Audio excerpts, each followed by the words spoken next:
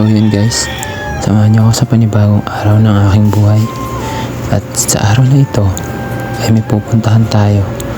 Dumating kasi ang aking pinsan galing Pangasinan. Kaya ngayon tara, magtigwit muna tayo ng higaan natin bago tayo lumayo. Kaya tara, let's go ma. So yun guys, sa part na to hindi na po ako nakapag-video habang papunta kami dito. Dahil sobrang excited namin. Ayan, nakikipagkulitan pa ako sa ate ko. Ito naman ang aking pinsan. Galing siyang Pangasinan. May kapansanan na siya. Talagang mahal ko yan. Kaya tara, samahan nyo kami dito. Ayan, may tao pa nga. Napakaganda ng lugar na to guys. May nakita pa nga kami talangka dito. Ayan, nag-uukay siya. Ang galing niya mag-ukay kasi kahit wala siyang sipit, nakakapag-ukay siya.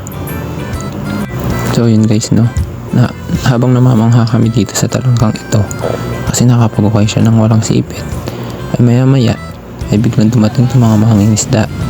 Napakasisipag nila at napakagagaling. Mukhang mahuhusay sila. Napakaswerte ng pamilya nila. At maya maya, ayan, pauwi na rin tayo.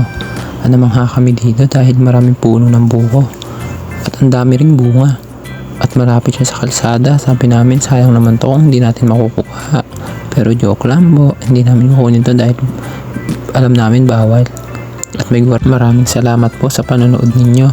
Please like and subscribe.